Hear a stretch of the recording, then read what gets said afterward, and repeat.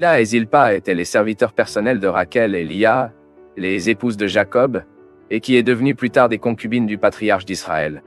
L'histoire de Bilha et Zilpa est enregistrée dans la Bible dans le livre de Genèse. Bilha était la mère biologique de 2 fils de Jacob, Dan et Naphtali. De même, Zilpa était la mère de 2 autres enfants du patriarche, Gad et Azer. Les érudits affirment que le nom Bilha provient peut-être d'un apparenté arabe qui signifie négligent. Déjà, le nom Zilpa, à son tour, vient probablement également d'un apparenté arabe qui signifie petit-né. Dans cette vidéo, vous comprendrez tout ce que la Bible dit sur qui étaient Bilha et Zilpa. La Bible dit que Laban, le père d'Elia et Rachel, a offert 2 de ses serviteurs comme cadeau à ses filles. Lors du mariage d'Elia, Laban lui a donné Zilpa en tant que serviteur. Puis, au moment du mariage de Rachel, Laban lui a donné Bilha pour le servir. Le chapitre 29 du livre de Genèse enregistre ces événements comme suit. Du verset 22, nous avons lu, « Puis avons rassemblé Laban à tous les hommes de cet endroit, et avons fait une fête. Et c'est arrivé l'après-midi, qui a pris Lia, sa fille, et a amené Jacob, qui la possédait. Et Laban a donné à son serviteur Zilpa, à Lia, sa fille, pour le serviteur. Et il est arrivé que le matin, Jacob, et vu que c'était Lia, ainsi que Laban a dit, « Pourquoi l'avez-vous fait? Je ne t'ai pas servi pour Rachel? Pourquoi vous êtes-vous ensuite trompé? » Et dit Laban, « Ce n'est pas le cas à notre place, que le plus petit se donne devant le premier-né. » Plusieurs sources de l'Old East confirment qu'il s'agissait d'une coutume commune pour un père de donner à sa fille un serviteur dans son mariage. En ce qui concerne les informations biographiques de Zilpa et de Bilha, rien sur le caractère et la vie personnelle des 2 serviteurs n'est développé dans le récit biblique.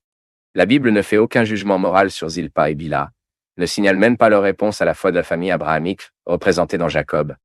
Ne craignez pas Dieu.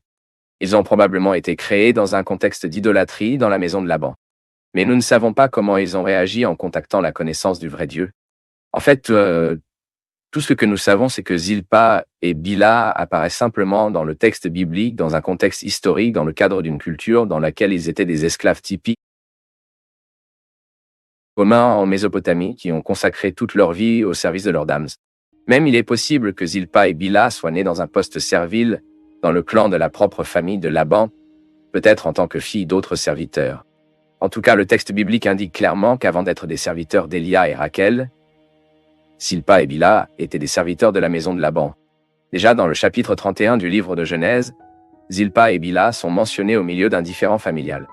Les 2 épouses de Jacob, Lia et Rachel, ont contesté l'amour et l'attention de son mari. Rachel était l'épouse bien-aimée et a lu la femme méprisée. Mais d'un autre côté, Lia était l'épouse fertile qui a donné à son mari des enfants. Ainsi, dans un contexte impliquant une grande jalousie et une rivalité entre les 2 sœurs, Zilpa et Bilha sont désignées pour jouer un rôle très important. Lia et Rachel ont étendu son différend conjugal à travers ses serviteurs personnels, Zilpa et Bilha. La coutume de sa journée a offert à son serviteur, Bilha, en tant que femme à Jacob. C'était une coutume courante en Mésopotamie, notamment attestée dans le Code Hammurabi, qui a permis à une femme à sa femme une domestique en tant que concubine afin que ses enfants soient générés dans la famille.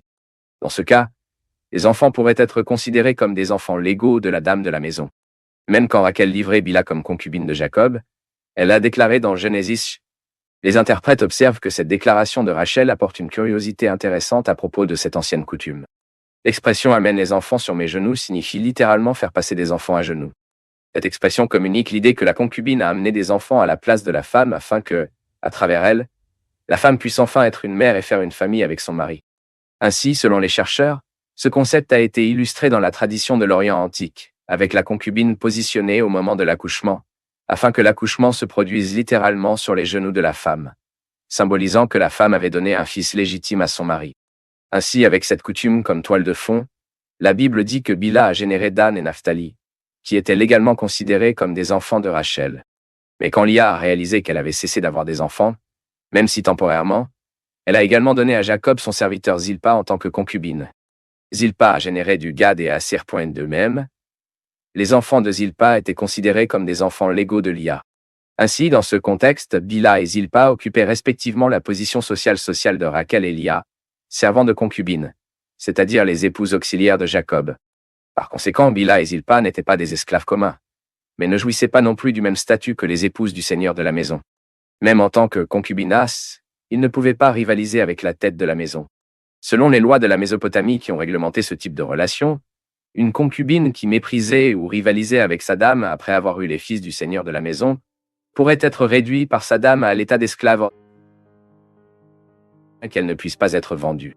Et enfin, aucune autre information pertinente n'est fournie sur Bilha et Zilpa dans la Bible. Rien n'est connu sur le reste de leur vie, état mort. La vérité est que l'auteur de Genesis positionne les deux serviteurs simplement en tant qu'agents qui servent l'intrigue des deux personnages principaux, Lia et Rachel,